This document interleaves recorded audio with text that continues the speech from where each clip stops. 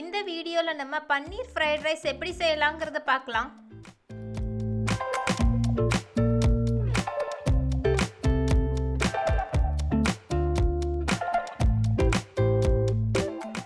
நான் பன்னீர் fried rice செய்யறதுக்கு 100 gram அளவு பன்னீர் எடுத்திருக்கேன். அதுக்கு பாதி பெரிய வெங்காயம் எடுத்துக்கோங்க. ஸ்லைஸ் பீஸாக கட் பண்ணி எடுத்துக்கோங்க.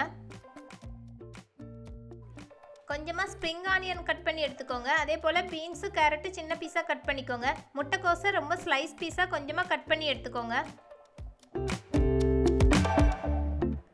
200 ml கிளாஸில் 1 கிளாஸ் அளவு பாஸ்மதி ரைஸ் எடுத்திருக்கேன். நம்ம ஊற வைக்க தேவையில்ல, நல்லா க்ளீன் பண்ணிக்கோங்க போதும்.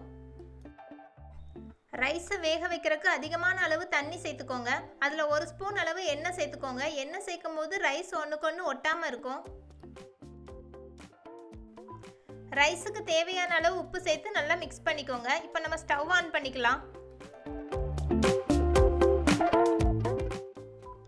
பாஸ்மதி ரைஸ் நம்ம அதிகமான அளவு குக் பண்ணக்கூடாது, குழஞ்ச மாதிரி ஆயிரும். 10 to 15 மினிட்ஸ் போதும்.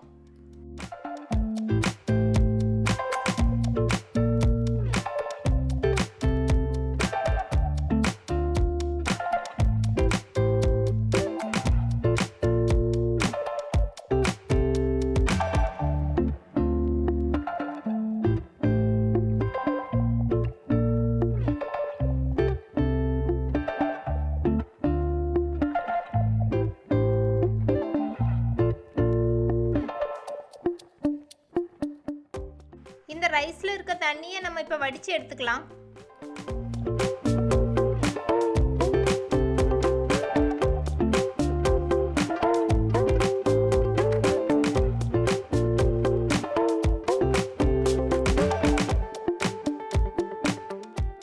பாஸ்மதி ரைஸ் நல்லா உதிரி போல் குக்காகி ரெடி ஆயிடுச்சு.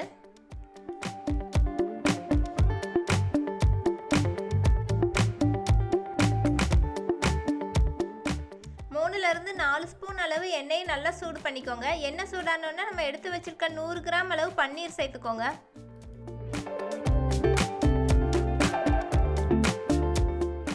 கொஞ்சமாக குருமிளகுத்தூளும் தேவையான அளவு உப்பு சேர்த்து லோ ஃப்ளேமில் வச்சு நல்லா கிளறிக்கோங்க. நல்லா ப்ரௌன் கலரில் ஆகணும், அது வரைக்கும் வதக்கி எடுத்துக்கோங்க.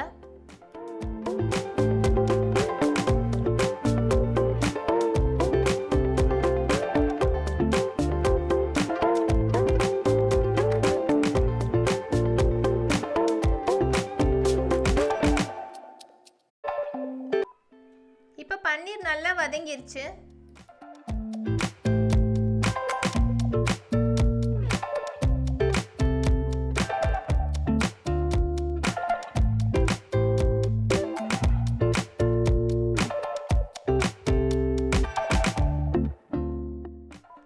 அடுத்தது நம்ம கட் பண்ணி வச்சிருக்க எல்லா காயுமே சேர்த்துக்கலாம்.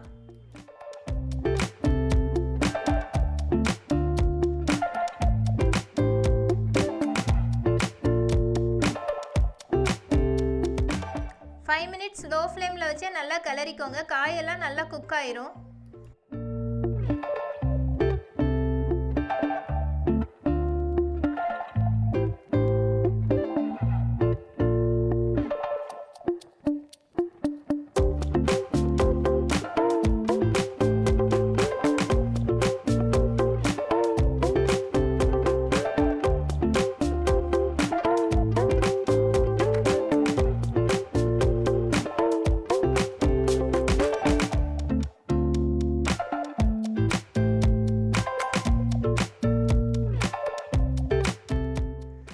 ஒரு ஸ்பூன் அளவு சோயா சாஸ் சேர்த்துருக்கேன். 1 ஸ்பூன் அளவு கிரீன் சில்லி சாஸ் சேர்த்துருக்கேன். உங்களுக்கு காரம் அதிகம் வேணும்னா 2 ஸ்பூன் அளவு கிரீன் சில்லி சாஸ் சேர்த்துக்கோங்க. எல்லாத்தையும் சேர்த்துட்டு நல்லா மிக்ஸ் பண்ணிக்கோங்க.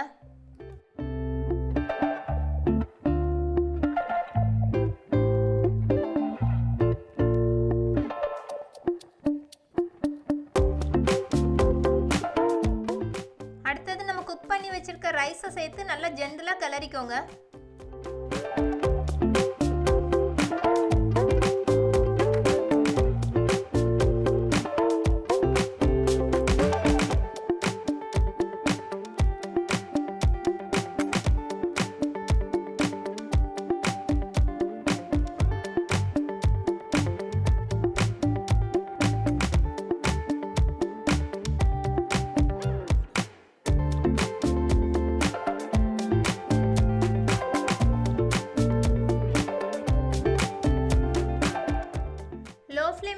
நல்லா கிளறிக்கணும். காய்கறி எல்லாமே ரைஸோடு சேர்ந்து நல்லா மிக்ஸ் ஆகணும்.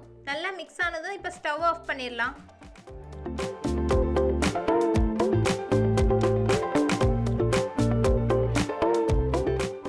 உங்களுக்கு இந்த வீடியோ பிடிச்சிருந்ததுன்னா லைக், ஷேர், சப்ஸ்கிரைப் பண்ணுங்கள்.